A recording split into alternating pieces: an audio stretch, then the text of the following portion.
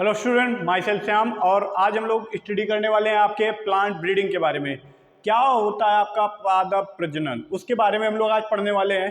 तो जो आपका प्लांट ब्रीडिंग होता है, plant breeding can be defined as the science as well as art of improving the genetic makeup of the plant in the relation of the their economic use. मतलब जो आपका plant breeding है वो क्या है, एक साइंस भी है और साथ में आपका क्या है, साथ में आपका एक आर्ट भी है। इसका आर्ट कहने का मतलब है कि improving the genetic makeup of the plant relation there economic use. जो आपका प्लांट ब्रीडिंग, पहले तो इसके फादर जो हैं आपके, जो आपके प्लांट ब्रीडिंग के फादर हैं वो भी आपके ग्रेगर जॉन मेंडल हैं, जो आपके जेनेटिक्स के हैं। इसमें जो आर्ट होती, आर्ट कहने का मतलब है जैसे कि हम लोग मान लो कि हमारे पास कोई हायर रेल्डर वाली वैरायटी है, मान लेते हैं एक हमारे पास ए वैरायटी है।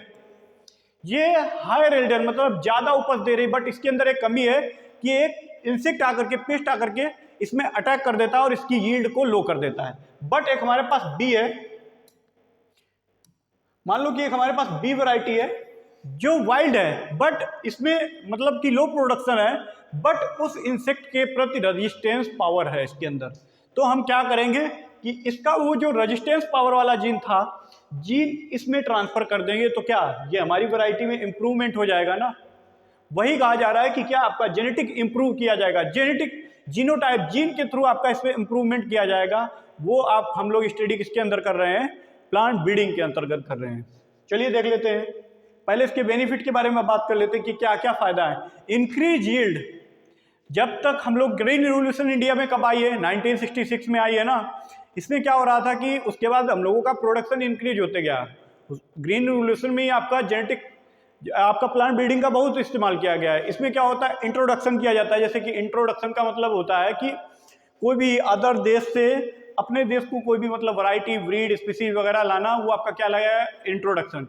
चाहे हम इंट्रोडक्शन को ये भी कह सकते हैं जैसे one state to other state भी जा सकती है, वो भी आपका इंट्रोडक्शन ही कहलाएगा। वाइल्ड फॉर्म से कल्टिवेटेड फॉर्म में आ जाएगी, वो भी आपका इंट्रोडक्शन ही है। ओके, इसमें क्या कह रहा है, फर्स्ट है आपका, फर्स्ट इज इंक्रीज यील्ड। मतलब कि यील्ड मतलब कि हम लोग अगर, हम लोग जो इंडिया कैसा है, डेवलपिंग कंट्री है ना, तो डेवलपिंग कंट्री को क्या चाहिए, सबसे पहले उसका मेन है कि वो अपने देश की जनता का पूरा पेट भर सके। उसके लिए क्वालिटी नहीं मायने रखेगी, क्या क्वालिटी तो तब मायने रखती है जब हमारे पास प्रोडक्शन ज़्यादा हो, मतलब सफिशिएंट मात्रा में फूड हो। क्वांटिटी हम लोगों के लिए मायने रखेगी ना, क्योंकि हम लोग क्या डेवलपिंग कंट्री हैं, अभी डेवलप ही हो रहे हैं ना। तो इसका क्या रहेगा, कुछ ऐसे जीन में इंप्रूवमेंट करके हम लोगों ने क्या प्रोडक्शन को इंक्रीज कर लिया है। जैसे कि आपका राइस में क्या डी जी वू जेन का यूज करके हमने क्या राइस का प्रोडक्शन बढ़ा लिया ना। और आपका ओपेक 2 मेज में यूज किया मैंने, उसके बाद आपका नॉरेन 10 जीन व्हीट में यूज किया। तो इन सब जीनों का यूज करके हमने क्या प्रोडक्शन को इंक्रीज कर लिया है। देखते हैं अपना, it can be done by the,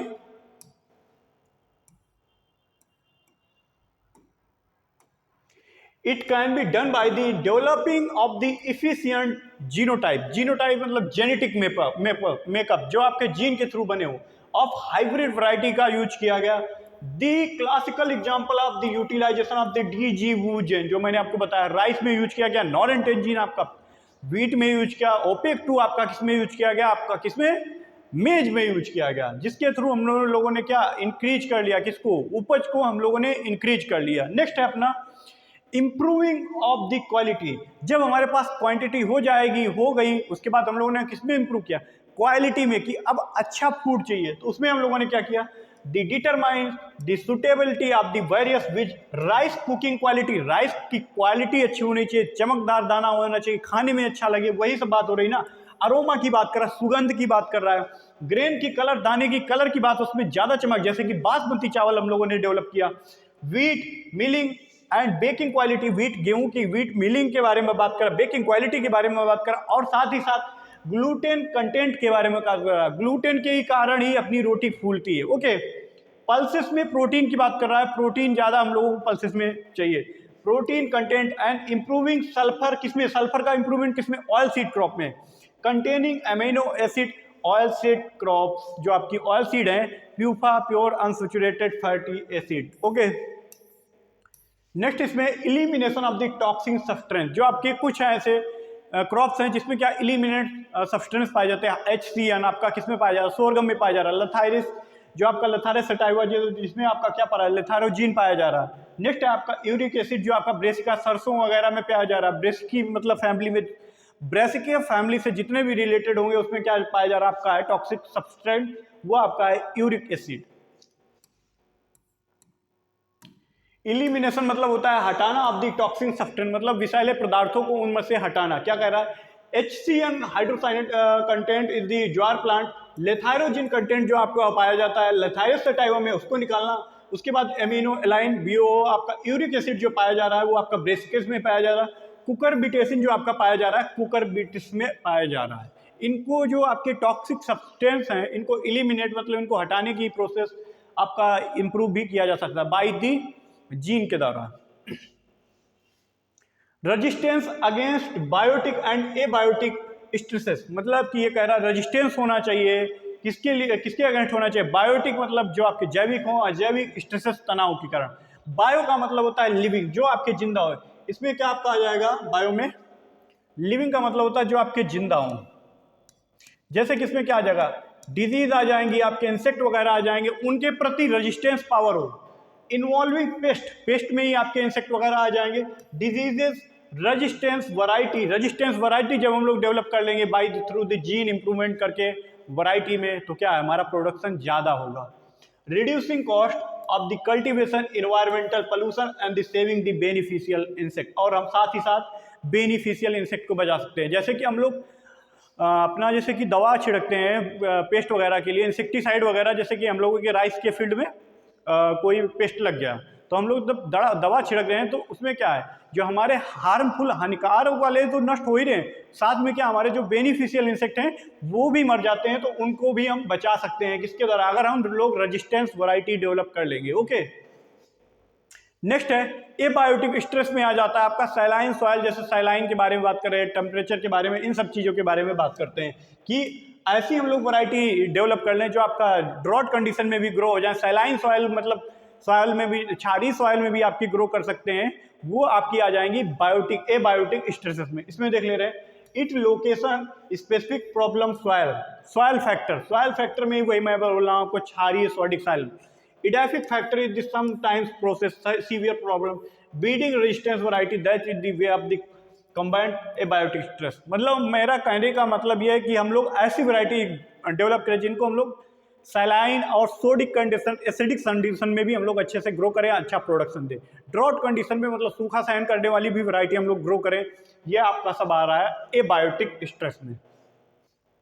next कर रहा है change in the maturity duration, मतलब कि क्या पहले क्या हो रहा था, अरहर की जो आपकी क्रॉप थी वो कितने दिन में मैच्योर होती थी, उसको 1 साल लग जाता था, बट अब ऐसी वैरायटी आ गई है जो आपकी 8 महीने में मैच्योर हो जाती है, 7 से 8 महीने में मैच्योर हो जा रही है। वही कह रहा है evolution of the early maturing variety, evolution करिए मतलब किसमें, सुधार करिए किसमें, आपका अर्ली मैच्योरिंग, जल्दी मैच्योर होने वाली वैरायटीज में।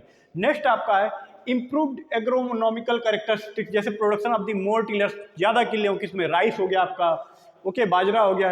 Reducing of the plant height, जब आपका प्लांट की हाइट ज्यादा बढ़ जाती है तो क्या लॉजिंग हो जाती है, तो ऐसा मतलब उसमें जीन का इंप्रूवमेंट करके प्लांट की हाइट कम रहे और ज्यादा प्रोडक्शन हो। वही कह रहा है कि रिड्यूसिंग मतलब कमी होना किसमें, plant height to prevent of the lodging, जैसे कि धान की फसल आपकी जब ज़्यादा बड़ी हो जाती है तो लॉजिंग हो जाती है, यानी कि फसल आपकी गिर जाती है जिससे आपकी यील्ड में रिडक्शन हो जाता है।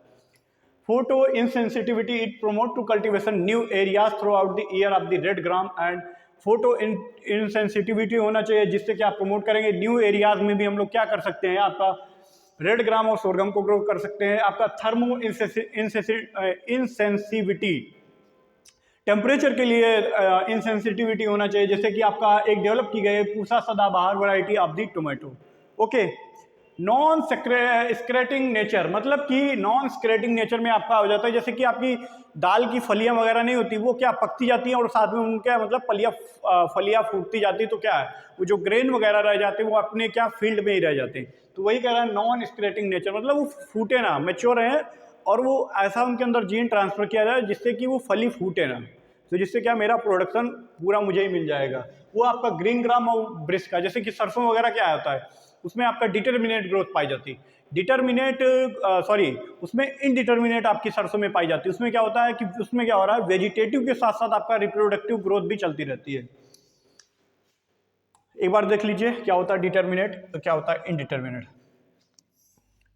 ये आपका एक प्लांट हो गया, ये मान लो आपका डिटर्मिनेट।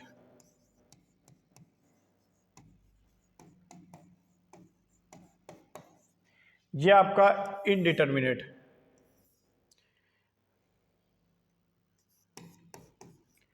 Indeterminate okay. इनडिटर्मिनेट में क्या हो रहा है कि आपका वेजिटेटिव ग्रोथ के साथ साथ रिप्रोडक्टिव ग्रोथ भी होती रहती है। फॉर एग्जांपल टमाटो, सरसों, आपका इसमें क्या हो रहा है वेजिटेटिव ग्रोथ के साथ, देखो नीचे आपका क्या प्लांट बढ़ भी रहा है, नीचे से आपकी क्या सिल्कुआ बन रहा है और ऊपर भी धीरे धीरे फ्लावरिंग भी हो रही है। क्या हो रहा है वेजिटेटिव के साथ साथ आपकी रिप्रोडक्टिव ग्रोथ भी हो रही है, तो आपका क्या कहलाएगा इनडिटर्मिनेट ग्रोथ। जबकि आपका राइस, व्हीट, उनमें क्या हो रहा है आपका पहले क्या होगा वेजिटेटिव ग्रोथ कंप्लीट होती है, उसके बाद ही तो आपका रिप्रोडक्टिव ग्रोथ होता है, तो वो आपका आ जाएगा डिटर्मिनेट ग्रोथ में। ओके, नेक्स्ट है आपका डिटर्मिनेट ग्रोथ। मैंने आपको बता दिया कि determinate growth of the pulses, pulses में आपका डिटर्मिनेट ग्रोथ होना चाहिए। Elimination of the introduction of the dormancy, eliminate मतलब या फिर इलिमिनेट भी कर सकते हैं, इंट्रोड्यूस भी कर सकते हैं, किसमें डोरमेंसी में। इलिमिनेट का मतलब होता है कि हटा दो डोरमेंसी को, जैसे हम लोगों का सीड जर्मिनेट कर जाए, और डोरमेंसी लाने का जो इंट्रोडक्शन का काम होता है कि हम उस सीड को लॉन्ग टाइम तक प्रिजर्व करके मतलब संरक्षित करके अपने पास रख सकते हैं। वाइडर एडॉप्टेबिलिटी का मतलब होता है कि हम लोग ऐसी वैरायटी डेवलप करें जिस वो हर वातावरण में मतलब ग्रो करने लायक हो। वाइडर, जैसे कि मैं यूपी में रहने वाला हूँ, यूपी में अपनी कोई वैरायटी ग्रो कर रहा हूँ और वही वैरायटी वो जम्मू कश्मीर में भी अच्छे से मतलब काम करे, तो वही आपका कहलाता है वाइडर एडॉप्टेबिलिटी। ओके, अब बात कर लेते हैं undesirable effect of the plant breeding. इसमें क्या होता है जेनेटिक इरोजन। मान लो कि हम लोग अच्छी से मतलब हायर यील्डिंग, सबको ज़्यादा प्रोडक्शन चाहिए, तो क्या होगा धीरे धीरे जो हमारी जो वाइल्ड स्पीसीज थी, लैंड रेसेस थी, वो क्या है विलुप्त होते जा रहे हैं, क्योंकि उसको कोई ध्यान ही नहीं दे रहा है, उसको कोई कंजर्व नहीं कर रहा। वही कह रहा है जेनेटिक इरोजन। इसमें क्या कह रहा है देख लेते हैं। डिसअपियरेंस दिखाई नहीं पड़ रही ऑफ द लैंड रेसेस, जो आपकी पुरानी लैंड रेसेस थी वो दिखाई नहीं पड़ रही ड्यू टू द इंट्रोड्यूस, जो इंट्रोडक्शन कर रहे हैं किसका न्यू हायर वेल्डिंग वैरायटी। जब हम लोग हायर वेल्डिंग वैरायटी का कर रहे हैं, जो आपकी लैंड रेसेस थी वो धीरे धीरे क्या हो रही है गायब होती जा रही है। High yielding varieties, for example introduction जब हमने IR20 राइस का किया है, तो क्या डिसअपियर कौन सी हो गई लैंड रेसेस, जो आपकी सांभा राइस थी। पहले जो किसान सांभा राइस को ग्रो करता था, किसके आने से डिसअपियर हो गया है IR20 के आने से डिसअपियरेंस मतलब गायब हो गई है। कौन सी आपकी सांभा राइस। नेक्स्ट इसमें नैरो जेनेटिक बेस। इसमें क्या हो रहा है कि आप जब जेनेटिकली कोई चेंज करेंगे तो शायद उसमें पेस्ट पॉपुलेशन या डिजीज पॉपुलेशन मतलब आपकी इंक्रीज हो सकती है। Genetic vulnerability to the pest and disease ये आपकी बढ़ सकती है। इसके बाद minor disease and pest become the major. इसमें क्या हो जाता है कि जो आपके माइनर डिजीज व पेस्ट हैं वो इसमें चांसेस होते हैं कि वो मेजर बन सकते हैं। ओके, जैसे कि एग्जांपल इसमें दिया है कि intensive resistance breeding rice tungro virus भी आपका मेजर हो गया था। Grey mould in the Bengal gram में भी आपका ये मेजर से माइनर हो गया। Attachment of the yield plateau no further increase in the yield. शायद कोई आगे मतलब आप इंक्रीज करते रहे, शायद उसमें कोई भी इंक्रीज मतलब यील्ड में कोई इंक्रीजमेंट नहीं हो रहा है।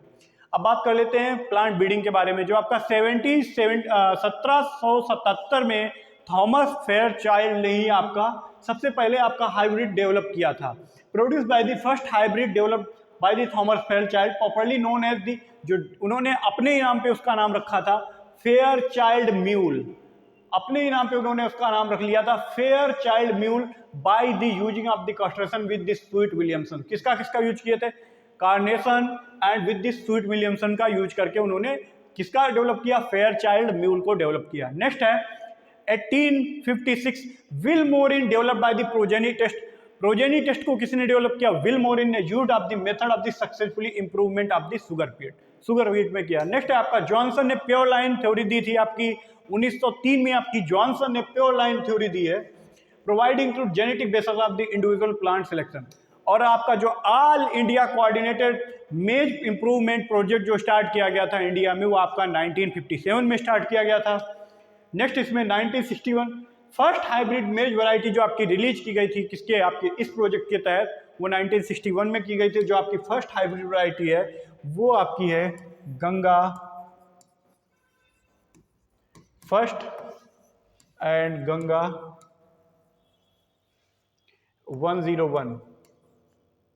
ओके, नेक्स्ट है प्लांट इंट्रोडक्शन। जो प्लांट इंट्रोड्यूस कर रहे हैं कहाँ से, मान लो प्लांट इंट्रोडक्शन कोई भी आपका वाइल्ड फॉर्म स्पीसीज से हम उसको कल्टीवेटेड लैंड में यूज कर ले रहे हैं, वो आपका प्लांट इंट्रोडक्शन कहला रहा है। ओके, इसमें क्या होता है, ये आपका 2 टाइप से हो रहा है। एक होता है प्राइमरी इंट्रोडक्शन, एक होता है आपका सेकेंडरी इंट्रोडक्शन। प्राइमरी इंट्रोडक्शन में होता है, ये समझना आपको बहुत जरूरी है कि प्राइमरी इंट्रोडक्शन में हम लोग कि आपका ए है जो वो वाइल्ड फॉर्म में जैसे ग्रो किया जा रहा था, जैसे ही आपका वाइल्ड फॉर्म में कल्टीवेट किया जा रहा है, ये एज वेल एज बिल्कुल सेम आपका ये कल्टीवेटेड फॉर्म में भी विदाउट एनी चेंज इन वैरायटी डायरेक्ट हम लोग कल्टीवेटेड फॉर्म में यूज करने लगे। बट आपका जो सेकेंडरी इंट्रोडक्शन हो रहा है उसमें क्या हो रहा है, उसमें हम लोग कुछ जीन के द्वारा इंप्रूवमेंट करके उसका यूज करेंगे, तो वो आपका सेकेंडरी इंट्रोडक्शन कहलाता है। Okay,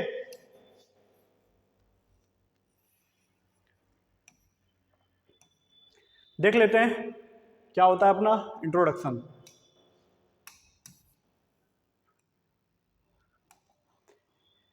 Plant introduction refers to the transportation of the crop plant from the place their cultivation such as area where never grown in the earlier, जिसे पहले कभी वहाँ पे नहीं ग्रो किया गया, ऐसी जगह पे वो पौधे ले जाना जिसे पहले कभी भी नहीं ग्रो किया गया।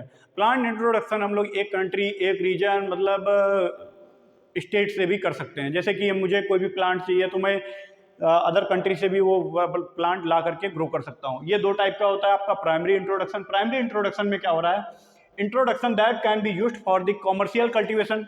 कॉमर्शियल कल्टीवेशन के लिए हम लोग यूज करेंगे कल्टीवेटेड एरिया में as a variety without any change. ऐसी मतलब जो जैसा वो आपका वाइल्ड में यूज किया जा रहा था वही कह रहा है, cultivation as a variety without any change in the original genotype. जो उसका ओरिजिनल जीनोटाइप था, जैसे वो आपका वाइल्ड फॉर्म में था वैसे ही एज वेल एज हम लोग उसको कल्टीवेटेड फॉर्म में यूज कर रहे हैं, कल्टीवेटेड लैंड में यूज कर रहे हैं, तो आपका क्या कहलाएगा, प्राइमरी इंट्रोडक्शन। जैसे कि आपके 2 वैरायटी हैं इन वीट में, वैरायटी सोनारा 66 और आपका लर्मा रोजो, जैसे ही आपकी वाइल्ड फॉर्म में थे एज वेल एज हम लोग इनको कल्टीवेटेड फॉर्म में कल्टीवेटेड लैंड में यूज करने लगे। और आपका सेकेंडरी इंट्रोडक्शन में क्या हो रहा है, इसमें आपका जो हो रहा है variety after selection from a original genotype are use transfer. इसमें क्या कुछ यूज किया जा रहा है, ट्रांसफर किए जा रहे हैं सम डिजायरेबल जीन। इसमें क्या कुछ डिजायरेबल जीन भी ट्रांसफर किए जा रहे हैं कल्टीवेटेड वैरायटी में, is known as the secondary introduction. जैसे कि in wheat variety Kalyan Sona as the Sonalika 61 release after the selection. क्या उसमें सिलेक्शन किया गया था, material received by the Mexico. इसमें क्या मैक्सिको से कुछ मटेरियल लिया गया था, उसमें फिर सिलेक्शन किया गया, उसके बाद वो आपकी रिलीज की गई, तो ये आपका सेकेंडरी इंट्रोडक्शन कहलाएगा। ओके, नेक्स्ट है आपका प्लांट ऑर्गेनाइजेशन। ये प्लांट ऑर्गेनाइजेशन आपका एक वर्ल्ड में है कि इंडिया में है। इंडिया में जो आपका है national bureau plant genetic resource, ये आपका न्यू दिल्ली में है। ओके, और जो आपका वर्ल्ड में है वो आपका है international plant genetic resource institute, वो आपका है रोम इटली में। ओके, और कुछ आपके जो हैं 2 मेजर ऑर्गेनाइजेशन है, जैसे कि FRI forest research institute Dehradun, botanical survey of India Kolkata. ये आपके इंडिया में 2 मोर ऑर्गेनाइजेशन इसी के हैं। The plant introduction were suitable under by the national bureau of plant genetic resource new Delhi. Okay, आगे चलते हैं। जैसे भी हम बाहर से कोई दूसरी जगह से कोई नई वैरायटी, मान लो कि मैंने बिहार में वो ग्रो की जा रही है और उसको ला रहे हैं और वो यहाँ पे अच्छी मतलब चल रही है, अच्छा मतलब काम कर रही है, तो वही क्या कहलाता है, एसिमिलाइजेशन। मतलब उसके लिए ये एनवायरनमेंट भी अनुकूल, वो हर एनवायरनमेंट में ग्रो कर रही है। देख लेते हैं एसिमिलाइजेशन को।